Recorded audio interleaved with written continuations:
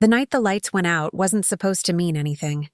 It was just another blackout on a street that always hummed with broken things. Buzzing wires, restless hearts, and marriages that had forgotten how to glow. But when he stepped into my doorway with a toolbox in his hand, and a kind of quiet I hadn't heard in years, something in me flickered alive. I told myself it was only gratitude. It wasn't. It was the beginning of the end, the moment my home stopped feeling safe and started feeling like a secret. If stories like this remind you how fragile love and loyalty really are, stay with me. Subscribe, like, and share, because sometimes the truth doesn't need to be loud to burn everything down. The storm that night sounded like the sky was tearing apart its own heart. The rain came down so hard it blurred the world beyond my window, and every thunderclap seemed to echo the argument my husband and I had that morning. He left in silence, the way he always did, keys clattering, door slamming, no goodbye. The power went out just before dusk, swallowing the house in a darkness that felt heavier than usual. I sat there for a while, listening to the ticking clock die out with the electricity, and for the first time in months, I felt the loneliness breathing beside me. I called the first electrician whose number I could find online. His voice was low, calm, maybe a little tired. "I can come tonight if it's urgent," he said. And it was. Not the lights, but the silence. The kind that makes you talk to walls and wonder if they're listening. When he arrived, he was soaked from the rain, a faint smell of wet earth following him inside. He wiped his boots at the door, even though I told him not to. And when I offered him a towel, he smiled, a small, quiet smile that felt unfamiliar in this house. He moved through the living room like someone trying not to disturb a memory. The flashlight in his hand painted soft arcs across the furniture, catching glimpses of our life. Our wedding photo, a half-dead plant, the note my husband never finished writing. I found myself watching him more than I should have. His hands were steady, his movements patient, almost reverent. There was something peaceful about the way he worked, as if fixing broken things gave him a kind of purpose I hadn't seen in anyone for years. I asked his name once, just to fill the space. "Daniel?" he said without looking up. "You live here alone?" The question came out before I could stop it, laced with something I didn't recognize in my own voice. "No," I lied. "My husband travels a lot for work." He only nodded, his expression unreadable, and for a second I wanted to tell him the truth, that even when my husband was home, I still felt alone. But instead I offered coffee. It was a small gesture, a quiet truce against the night. When he took the mug, his fingers brushed mine. It should have meant nothing. It was cold, mechanical, like the brief static of two wires touching. But the spark that ran through me was real. I felt it in my chest, in the place where affection had long stopped living. He didn't pull away immediately, and that pause, barely a second, lasted longer than any conversation I'd had in months. I turned away first, pretending to check the stove, pretending I wasn't trembling. The lights flickered back to life a few minutes later. One bulb in the hallway glowed weakly, its filament humming. Daniel stood beneath it, his face half lit, half shadow. "There," he said softly. "Should hold for a while?" The power stabilized, but my heartbeat didn't. I thanked him, tried to sound casual, but my voice betrayed me. It cracked in the middle, like a fault line widening. He noticed. I know he did. Because instead of leaving right away, he lingered. Looked around. Not in curiosity, but in understanding. Like he could see the emptiness that had settled here and recognized it. Before he left, he said something that shouldn't have stayed with me, but it did. "You should get the wiring checked again. Old houses keep their ghosts." I wanted to ask him what kind of ghosts he meant, but he was already walking down the steps into the rain. I watched his silhouette fade behind the curtain, and for the first time in a long time, I wished someone would stay. That night, I walked through each room and turned on every light. It was almost ritualistic, the need to see everything clearly, to fill every corner with something bright. But even with the lamps glowing, the house still felt dim. I sat on the couch, Daniel's words echoing in my head. the faint hum of the fixed circuits surrounding me. I tried to tell myself it was nothing. Just a stranger doing his job. Just a storm making me feel too much. But deep down, I knew better. Something had shifted. Something quiet but undeniable. It wasn't love, not yet. It was the awareness of another presence in my life. A reminder that I could still feel something other than indifference. And once you remember that feeling, it's impossible to go back to the numbness. When my husband called later that night, his voice was distracted, distant. "Power's back?" he asked. "Yeah," I said. "It's fixed." He didn't ask how or who did it. He didn't care. He never did. And for the first time, the thought didn't make me sad. It made me dangerous. I ended the call, stood in front of the mirror, and looked at myself under the steady white light Daniel had restored. My reflection seemed clearer than usual, sharper. The shadows behind me stretched long and soft across the walls, like ghosts reaching for something they once loved. I should have felt safe again. Instead, I felt awake. And in that quiet, with the hum of the wires filling the silence, I realized the lights weren't the only thing he'd fixed. He came back 3 days later. Said he needed to check the wiring in the hallway, make sure the system was stable after the storm. I knew it wasn't necessary. The lights hadn't flickered once since he left. But I let him in anyway. It was the middle of the afternoon, the kind of pale winter light that makes everything look lonelier than it should. I told myself it was just routine maintenance. But when his boots left wet marks on the tiles again, something inside me shifted. It was the kind of familiarity that feels dangerous because you start wanting more of it. He worked in silence like before, kneeling by the wall with his tools laid out neatly beside him. I tried to read a book, but I couldn't focus on a single sentence. Every click of his screwdriver was louder than my own thoughts. Every time he exhaled, it felt like the house was breathing with him. When he finally stood up, brushing his palms together, I asked the question I'd been holding in since the moment he knocked. "Do you ever get tired of fixing things for people who never even notice?" He looked at me, a faint crease forming between his brows. "Sometimes," he said. "But that's the job. You fix what's broken and move on." His answer was simple, honest, and it hurt more than it should have. "And what if it's not the wiring that's broken?" I asked before I could stop myself. The words hung in the air, trembling like the moment before lightning strikes. He didn't smile, didn't step closer, but his eyes softened, and that was enough. We talked for a long time that afternoon. About nothing, really. About how storms ruin weekends, how people forget to replace their smoke detectors, how silence in a house can feel heavier than noise. I told him about the book I never finished writing, about how my husband and I used to sit on the porch during rainstorms, pretending we were still in love. He listened without interruption, hands in his pockets, head tilted slightly as if every word mattered. It was such a small thing being listened to. But when you've lived in neglect long enough, attention starts to feel like affection. When he left that day, he didn't shake my hand or say goodbye. He just said, "Call me if it starts to flicker again."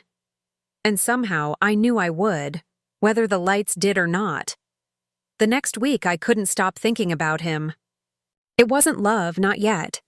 It was curiosity mixed with longing, the dangerous kind that grows in silence. Every sound reminded me of him, the hum of the fridge, the creak of the stairs, even the static from the old radio. My husband was home that weekend and we barely spoke. We moved around each other like strangers sharing a rented space. He didn't notice that I'd changed the curtains, or that I'd been smiling at nothing. He didn't ask why the hallway light stayed on all night. I called Daniel again on Monday. The excuse was thin, something about a faint buzzing in the socket, but he came anyway. When I opened the door, he looked the same. Calm, grounded, the kind of presence that makes chaos feel optional. We didn't talk much that time. He just walked past me, set his tools down, and began working. But the silence between us wasn't empty anymore. It was charged, alive with the things we weren't saying. When he finished, he lingered by the doorway, his hand resting against the frame like he wasn't sure if he should leave. "Everything's fine now," he said quietly. I nodded, unable to speak. He looked at me for a long moment, and then he stepped closer. Not enough to touch, just enough for me to feel the warmth radiating off him. My breath caught. I could hear the faint ticking of the clock behind us, each second stretching wider, slower. "You shouldn't call me again unless something's really wrong," he said. But the way he said it didn't sound like a warning. It sounded like a confession. He turned to leave, and I almost let him go. Almost. But when his hand brushed the doorknob, I heard myself say, "Wait." He froze. I don't remember moving toward him, but suddenly I was close enough to smell the rain still clinging to his jacket. He looked at me like he wanted to say something, but I didn't give him the chance. I kissed him. It wasn't gentle. It wasn't careful. It was years of loneliness breaking open at once. His hands found my face, my waist, my back. The room felt smaller, the air thinner. When we finally pulled apart, the silence roared. He looked at me with a kind of sadness I didn't understand then, a look that said he knew this would end badly. I wanted to speak, to apologize, but words felt useless. Everything we'd crossed couldn't be undone. He left without another word. The lights in the hallway buzzed faintly after he was gone, as if the house itself was holding its breath. I stood there for a long time, tasting the guilt on my lips, trying to convince myself it was just a mistake, just a moment of weakness. But deep down, I knew it wasn't. It was the start of something I couldn't control. That night, I couldn't sleep. Every sound felt amplified. The wind outside, the hum of the heater, the whisper of my own heartbeat. I kept replaying the moment at the door, his voice, the way he'd looked at me like he was already sorry. I wanted to believe I could stop it here, that it wouldn't go further. But part of me, the part that had been starved of warmth for too long, was already waiting for the next time. By morning, the rain had stopped, and sunlight spilled across the living room floor, bright and cruel. I looked at the reflection of the light on the polished tiles and realized that sometimes, even when everything seems fixed, it's only a matter of time before the next short circuit. The days that followed were heavy with silence. Not the peaceful kind, the kind that listens, waits, presses against your ribs until it hurts to breathe. I told myself it was over, that what happened at the door was nothing but a moment lost to loneliness. But I kept finding excuses to linger near the hallway, to glance at the bulb he'd replaced, to run my fingers over the faint fingerprints on the switch plate that I never cleaned. Guilt has a strange way of becoming comfort when it's the only thing that reminds you you've felt something real. He didn't come back right away. 2 weeks passed. My husband and I shared dinners like strangers, the sound of cutlery scraping against plates louder than our conversations. He was planning another trip, another week away. I should have been angry, or hurt, or relieved.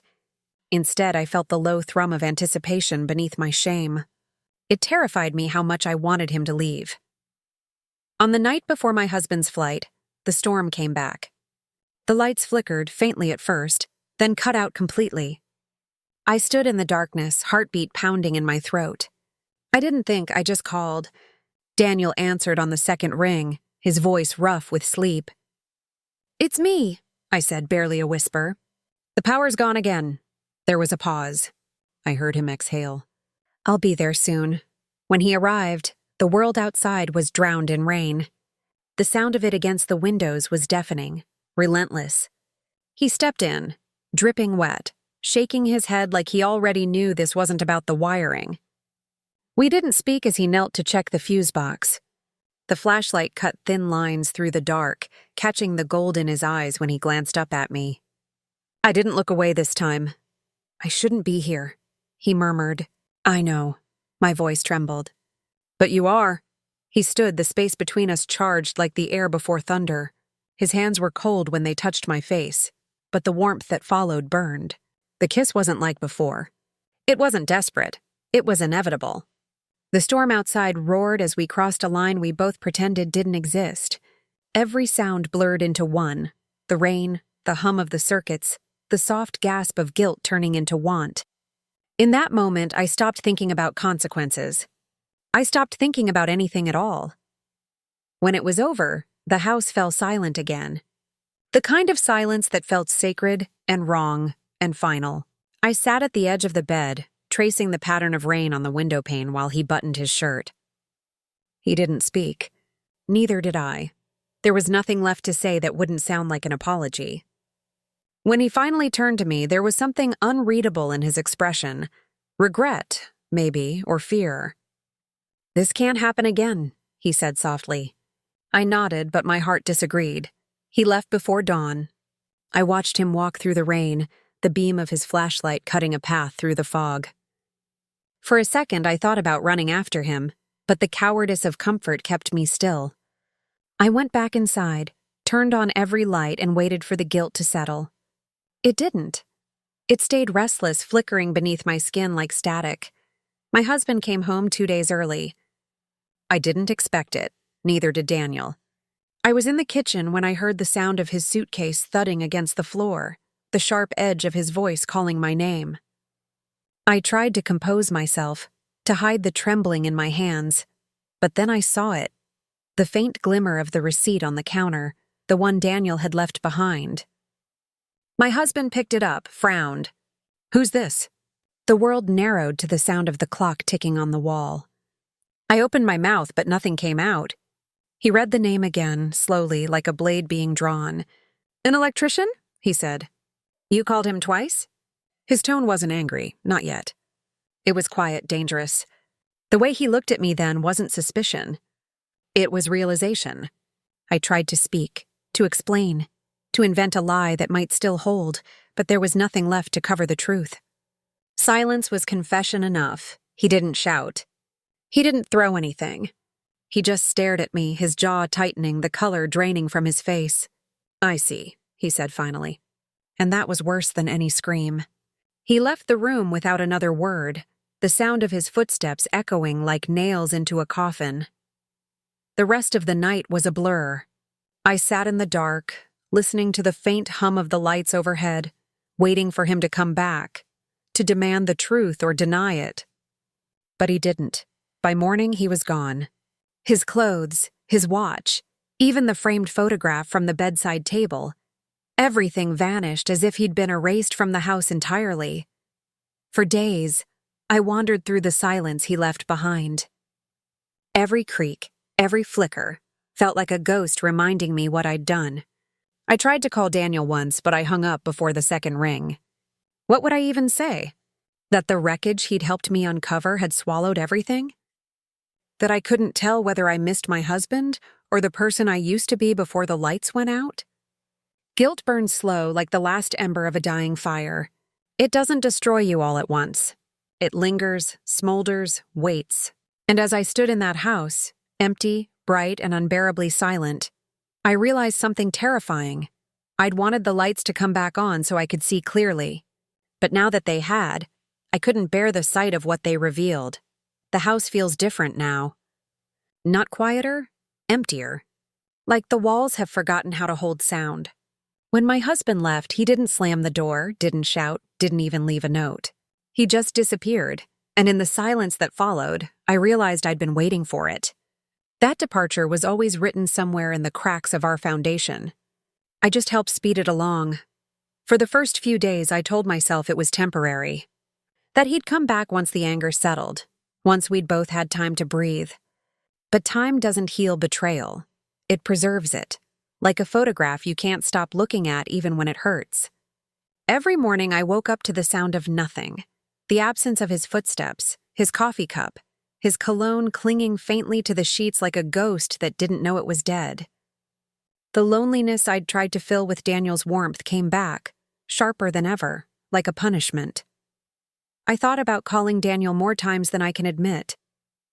I imagined his voice, steady and kind, grounding me the way it used to when he talked about circuits and fuses as if the whole world could be fixed with enough patience.